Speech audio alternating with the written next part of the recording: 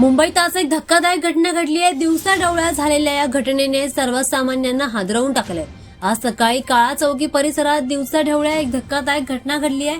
भर रस्त्यात एका तरुणाने तरुणीचा पाठलाग करत तिच्यावर धारदार शस्त्राने हल्ला केला। आस्था नर्सिंग होम परिसरात ही घटना घडली। सदर तरुणी स्वतःला वाचवण्यासाठी नर्सिंग होम मध्ये शिरली।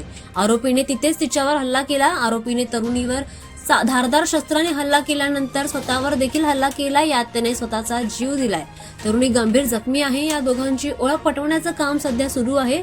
तरुणाने हा हल्ला का केला? एकतर्फी प्रेमातून ही घटना घडली आहे का? त्यांच्यात प्रेमसंबंध होते का? या अंगाने आता तपास सुरू आहे। या हल्ल्याची घटना घडली तिथपासून काही मिनिटांच्या अंतरावरच काळा चौकी पोलीस स्टेशन आहे। पोलीस स्टेशनमधील सर्व वरिष्ठ अधिकारी घटनास्थळी दाखल झाले आहेत। तरुण तरुणींची ओळख पटवण्यासह गुन्ह्यामागचा उद्देश शोधून काढण्याच्या दिशेने तपास सुरू आहे।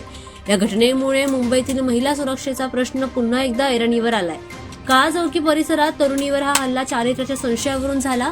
तरुण आणि तरुणींचे प्रेमसंबंध होते। 8 दिवसांपूर्वी त्यांच्यात वाद झाले होते। तरुणी दुसऱ्या व्यक्तीसोबत संबंध आहेत असा संशय तरुणाला आला होता। आज सकाळी भेटायला आल्यानंतर किचन नाईफने तरुणीवर हल्ला केला। तरुणीवर हल्ला केल्यानंतर तरुणाने स्वतःवरही देखील धारदार शस्त्राने वार करत स्वतःचा जीव गमावला। तरुणी गंभीर जखमी असून आता तिच्यावर KEM रुग्णालयात उपचार सुरू आहे।